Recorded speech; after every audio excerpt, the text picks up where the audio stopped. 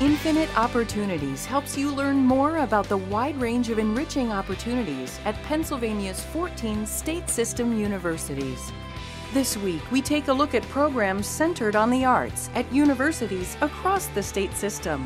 But first, we'll hear from Kutztown University's president, Kenneth Hawkinson. Hello, I'm Frank Brogan, the Chancellor of the Pennsylvania State System of Higher Education. We're delighted to have you with us today as we continue to explore the infinite opportunities that are provided in the 14 universities that make up our state university system here in Pennsylvania. We're going to be talking about one of our universities on today's program and have the opportunity to hear from its brand new president, Dr. Kenneth Hawkinson. But first, a little bit about Kutztown University. I think one of the magic of our university systems lie in its rich and deep history. And in this particular case, Kutztown University was established in 1866. That date's going to be important in a few minutes as Dr. Hawkinson tells us a little bit about the celebration that's about to take place at Kutztown. It's a marvelous university located in beautiful Berks County, Pennsylvania, and tucked neatly just adjacent to the borough of Kutztown, altogether providing a fantastic physical setting for higher education. But what takes place in the classrooms and laboratories of Kutztown speaks for itself. They are certainly one of our shining stars.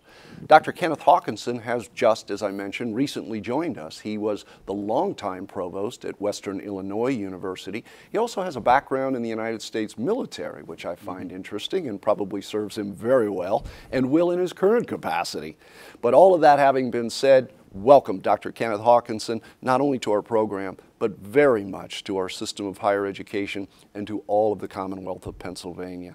I'd love, and I think our viewers would love to hear, how have you found it thus far? And very excited about what will be transpiring over the course of this next year relative to that 1866 date I mentioned earlier. Well, I'm just delighted to be at Kutztown University. It's a special place, and I'm coming at a very special time. As you said, we are gearing up for our sesquicentennial celebration. 150 years ago, the university was founded just after the Civil War. And coinciding with that, the town, or the borough of Kutztown, is celebrating their bicentennial currently. In fact, I spent the last couple weeks going to events virtually every day in the borough. And just to give you an example of one event, it was a tour of all the old homes in the town, going back over 200 years. They expected 30 people, and 250 people showed up. They had to call on the police to close down the streets as we walked through the town. And I learned through that evening that Kutztown was founded as a crossroads between Reading and Allentown. They would ride on their horses one day, 20 miles. They would stop, they'd stay in one of the many hotels there and perhaps have dinner and a drink at one of the many taverns there and then move on. And that's so symbolic of what universities are, a crossroads. And that's, I'm sure that contributed to the university being placed in Kutztown. And as we enter the sesquicentennial celebration, I think back to a wonderful saying, and that is that the past is not over. The past is not even the past. We live in a continual present. And as we work with our 9,000 students in the present, we must always remember all those who came before us. We must celebrate our 150 years of history and create a learning environment that will ensure a bright and inspiring future for our students as we go forward. Well, I know I speak for myself as the Chancellor and here for just about 2 years. How excited I was to be a part of all of this in Pennsylvania, find the richness and the history steeped in each of our 14 universities, as we like to call it, possessing infinite opportunities for our students. But I could not be happier for you, not only that you're here, but that you and your wonderful wife have arrived at such an important time in the history of Kutztown University. And as you all work very hard to build the future of Kutztown while honoring its past. You know, there are so many things we could talk about as it relates to Kutztown, and you have found that in your brief 30-some-odd day stint here as president. But I wanted to talk about something that I think translates and will translate this year beautifully to the celebration. Kutztown is known for its visual and performing arts programs and the curriculum, the wonderful faculty, and the many students who've passed through it and are now out there doing amazing things in those areas. Can you tell us a little bit about what you have found about visual and performing arts since your arrival at Kutztown? We have wonderful facilities in the performing and visual arts. The new Schaefer Auditorium with a multi-million-dollar renovation occurred in recent years, as well as the Arts Building has been completely renovated. It has a state-of-the-art art gallery. Our faculty are leading performers and artists. They have national reputations, and it's one of the programs that really attracted my attention when I was looking at moving away from Illinois and looking at some of the universities and programs that exist around the country, and certainly the visual and performing arts were one of those programs, and it's now one of our programs of distinction. And we have other great programs there. Our physical sciences with a planetarium and observatory in place. We just had approved a doctorate in social work, and so now we will be able to send out professionals out into the world to help people in cities and towns across the country through that program. And of course, teacher education, which is at our base as a normal school. That's what got us going. That we'll always cling to that foundation, but of course we're spreading out from that foundation into other areas. Another important program, an area of distinction, is our business school is now accredited, and we're one of only 4 or 5 schools in the Pennsylvania system, and only about 5% of business schools worldwide attain this accreditation, so that's going to make a big difference in the lives of our students. Well, you know, like you, because I'm still, I suppose, relatively new to Pennsylvania, new because there's so much to see and experience in this marvelous Commonwealth of Pennsylvania. One of the things that I have found, and as my wife and our son have found, is the incredible richness and history associated with Pennsylvania Dutch country. This is especially meaningful to Kutztown, Berks County, and Kutztown University.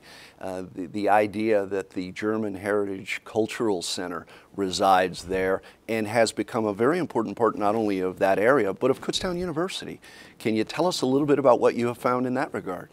This center is just a very important center for education and culture with the Pennsylvania in the Pennsylvania German history. We have a major folklore festival that's world-renowned each year. I was very fortunate to be here in time to be able to attend many of the events associated with that festival. On campus, we do have this Pennsylvania German Center where we have barns, cabins, an old schoolhouse, and we have a schedule of special events so that we can bring children and tourists and others onto our campus and onto our center, and they can go back in time and they can see how people lived their lives hundreds of years ago when the city was settled, and 150 years ago when the university was settled. And this will be one of my top priorities in the coming years, is to do much more to support the center, to have it advance, and for it truly to be a repository of the language, the history, and the culture of those who settled this region of Pennsylvania. Well, I couldn't be more excited for you and for your wife as you immerse yourself not only into the university culture, but the incredible culture of that part of the Commonwealth of Pennsylvania and the entire state. What you're going to find is a marvel in this state, and I'm excited for you and your wife in that regard.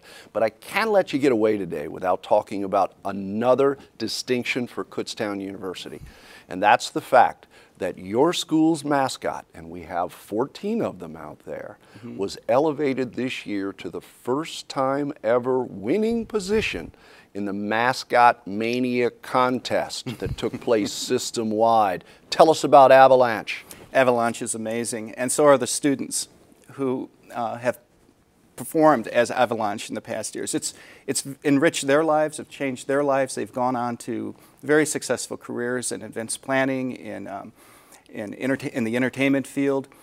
And I'm very interested in the whole idea of a mascot, because the mascots come from the trickster in folklore. And my research area involves oral tradition and the trickster. And Carl Jung, he identified as the trickster as one of the archetypes that we're all born with deep in our unconscious. And the trickster is the person who can break the rules, who can go beyond the boundaries, and especially as a mascot, who is anonymous under the costume that they're wearing. And that especially allows them to do things that they would never do if people knew who they really were. And as an audience member, you look at the mascot and you can displace yourself into the antics of that mascot, and you too can break the rules, you can be silly, and you can, through that silliness and the antics, you can be set free, just as that trickster is being set free. Well, I know that having been exposed to Avalanche, the bear, I can see why he was selected, because he fits every one of those categories beautifully. And again, it's one small example of so much of the excitement that is Kutztown University. Deep and important curricular issues, but also the extra and co-curricular issues that just make Kutztown such a dynamic place. So our time has ebbed away quickly, but I cannot stop without first of all thanking you for taking time from your busy schedule, especially as such a new president, to be with us on our program. But more importantly, perhaps, welcome you and your wife again to the Commonwealth of Pennsylvania and to our state system. Welcome again, Ken, and thanks for being with us today. Thank you. Coming up next, explore more opportunities offered at the universities in Pennsylvania's state system of higher education.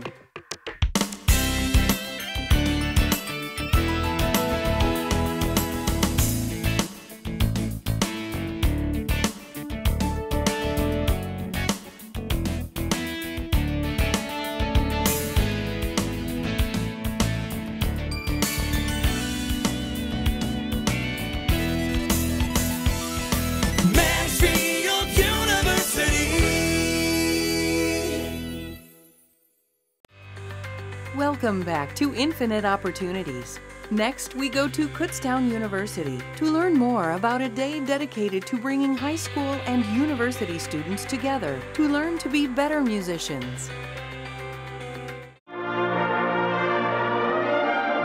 KU Brass Day is an opportunity for college students and local high school students to come together and learn about what it takes to be a better brass player, a better musician. I think what really attracts students to coming to today is, one, it's an opportunity to come to KU and see what we have to offer in terms of music and brass playing. Two, the big name people that are here, John Rommel from Indiana University, Elliot Chazanoff from the University of Illinois, and John Bottomley from the University of Massachusetts at Amherst, and then also KU's own brass faculty. And they got an opportunity to warm up with them, to do master classes, to have lessons with them, to play in a large brass choir, to do a performance, and then also the great recording star, Wycliffe Gordon, is going to be on campus, and he's going to do a master class with the students, and he's going to perform with the KU Jazz Ensemble. So the students that are coming to Brass Day get to see how all that fits together and how they can make that happen.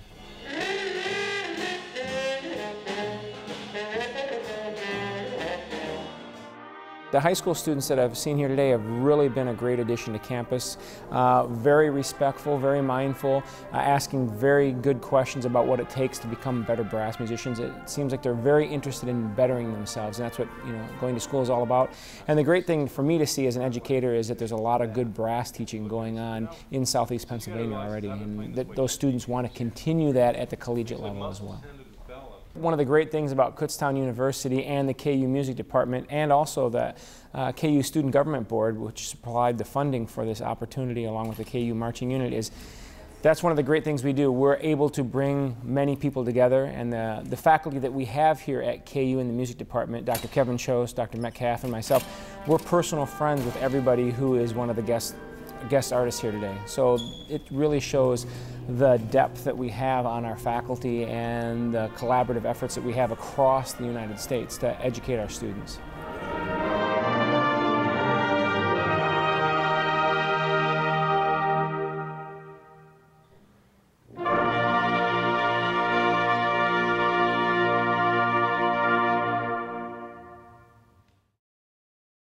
Coming up next, explore more opportunities offered at the universities in Pennsylvania's state system of higher education.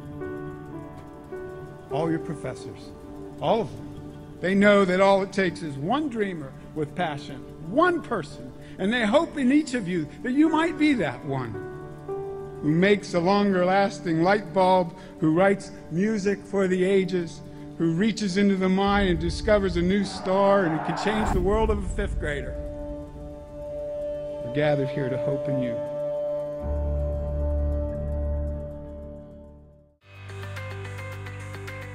Welcome back to Infinite Opportunities. Next, we go to Edinboro University to discover how ceramics have an art aspect other than bowls and ashtrays. I first heard of Edinboro's graduate program online. I just typed in top MFA ceramic programs and Edinboro popped up on a list. We have a huge art program, and I think the breadth of what we offer here, even beyond ceramics, is an important part of the whole. You know, we've got 35 full-time faculty here teaching in all areas of the art department. It's pretty rare to find a school that has their own building for ceramics. If you're a student here, you can do just about anything you want. We have the equipment to do any process you could imagine. We're also pretty good at bringing in visiting artists. Last year we actually had 4 nationally known visiting artists come into the program. So we're able to talk to professionals in our field on a more personal basis. They'll come into our studios, they'll talk about all our work and sort of check out what we're doing and give you feedback on that, but then also show their own process. When I came to visit, I noticed that there was a very diverse faculty pool here.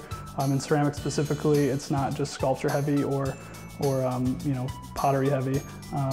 You know, Chuck and Lee both work very differently. Honestly, what makes Edinboro University a unique place to work is not just the facilities. We have extensive facilities. But the more I teach, and I've been teaching now for 34 years, I'm convinced that it's the people, flat out. It's the students, it's the faculty, it's the interaction, it's the community. We learn from each other, we challenge each other in a very positive way. It's really great to talk to your peers in other areas, not only in ceramics, and also the undergrads are a big part of our community here too. And I think that sometimes you don't get that in an MFA program as much. At the undergraduate level and the graduate level, we're all competing with one another. So that friendly competition really pushes us to sort of outdo one another. The community here, I felt, was really inviting. I felt like I could be myself here. I often think these students learn as much from each other as they do from the faculty here.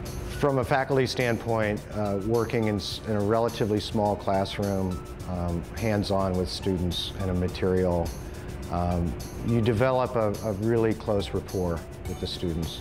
You get to know them as individuals. You know, Chuck and Lee and Lindo have given us so much time, and they're really patient in giving with their knowledge and time. My goals for the students in our program really mostly involve getting them to develop a personal vision with their artwork.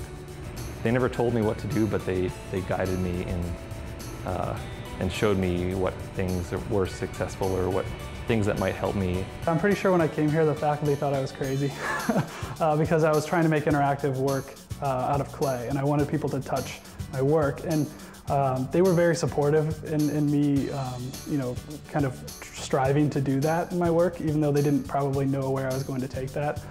I think ultimately, at all levels, particularly the advanced levels, it becomes more about why you're making something rather than how you make it, and conceptually what they're trying to say with their work.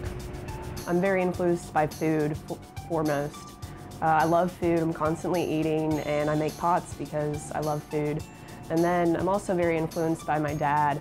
He's actually a cabinet maker, so growing up I got to see his cabinetry and all the different line work and the different species of wood and the textures, and so that really influenced what I'm making currently.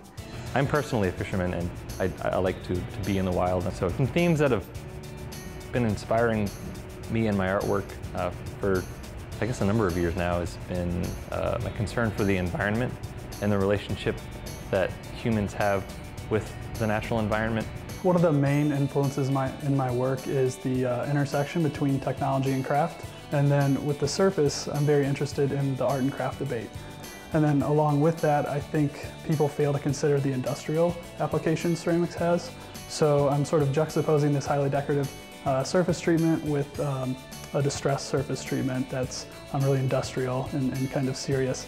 I've also been fortunate enough to get into several shows nationally, and so I'm always constantly putting my work out there and really trying to get into shows that are national at galleries that are pretty prestigious, hopefully. Well, last fall I had the honor of being picked as a finalist for the Zanesville National Exhibit in Zanesville, Ohio, and I think they had somewhere over 1,000 applicants from 7 or so countries. Since being in graduate school, I've been in a number of national exhibitions. I've also done a number of residencies in the summers during my breaks. After graduation, in the fall, I will be teaching at a private liberal arts college. As a teacher, I take a certain amount of pride in what the students have done and what they're doing. It's almost like a proud parent. So aside from my accomplishments and the recognition that I've received from my work, I also like to take a small amount of credit and certainly a lot of pride in what our students do and with their work. Coming up next, explore more opportunities offered at the universities in Pennsylvania's state system of higher education.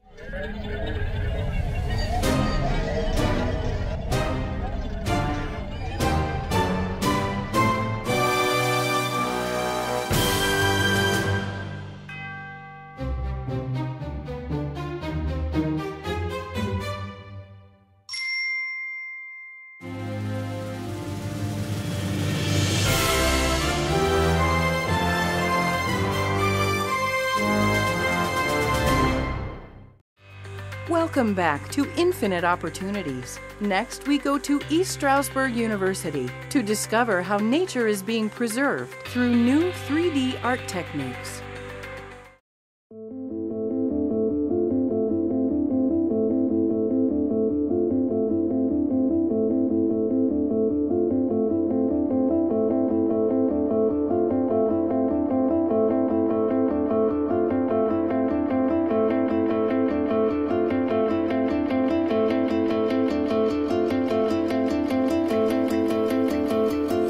College art majors added another list this month criticizing their career choice.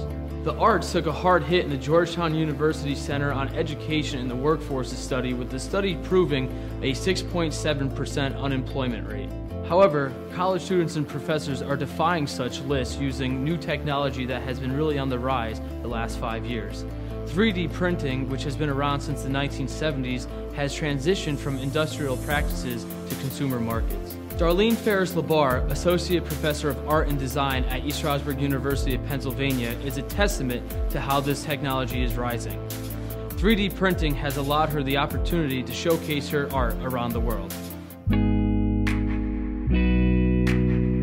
I think that, I've seen too many artists with great talent and wonderful creativity to give to the world that never take it a little beyond. And so I think 3D printing will open the doors for many creative people. The most popular at the moment is the additive manufacturing process, where you take a material such as plastic and you put it up through the machine, come out through a hot nozzle that heats the plastic up to a point that the plastic becomes liquid, and then it comes out onto a platform and then builds up layer by layer to create a wall into a form. Ferris-Labar used her talent along with the printing labs at East Stroudsburg University of Pennsylvania to produce her work, and it paid dividends. I had submitted my work to 3D Print Show to be hopefully represented in one of their exhibitions.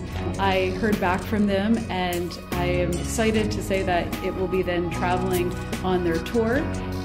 It will be going to places like Dubai, London, Madrid, Paris, California, and of course New York City. With her work, Ferris LeBar credits 3D printing for allowing her to not only express herself, but also help others by preserving plants and flowers that may not exist in the future. 3D printing has given me this chance to do something I've always wanted to do. I have always had a fascination and respect for the vulnerable, beautiful little species that are throughout our protected land and open space. Now people can have a documentation of plants and flowers that may one day not be around. So it kind of preserves something that is very beautiful to me. Despite the uphill climb in terms of employment rates in studies regarding the College of Arts, Ferris LeBar continues to push her students. I tell my students to not give up. I think that failure is going to come, in their careers. I think endurance is success when it comes to being a great artist and having a great career. Coming up next, explore more opportunities offered at the universities in Pennsylvania's state system of higher education. Slippery Rock was my first choice. My best choice. Because they have what I wanted to study. What I wanted to study. I love my major. I love the professors. It's so much more. So much more than a class. There's a tradition of success. Leadership. Community service, helping me through my major and bringing about success for my future. Slippery Rock has shown me the world. The Rock prepared me for my job. Slippery Rock University. Experience the difference. Welcome back to Infinite Opportunities. Next, we go to Clarion University to learn about a student's passionate eye for her art form.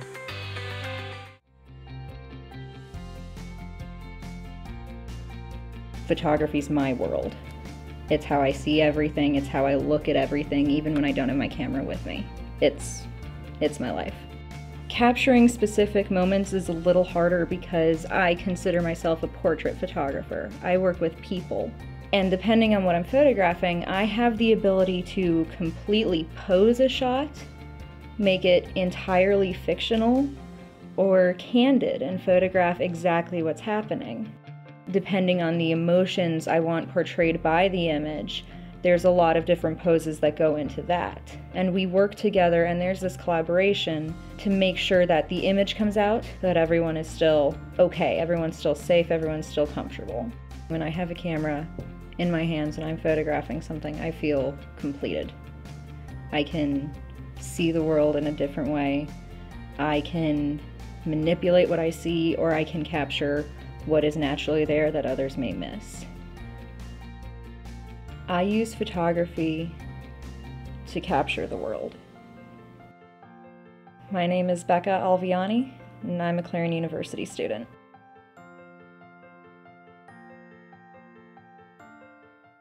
Come back next week to learn more of the infinite opportunities at the state system's 14 universities, or visit us online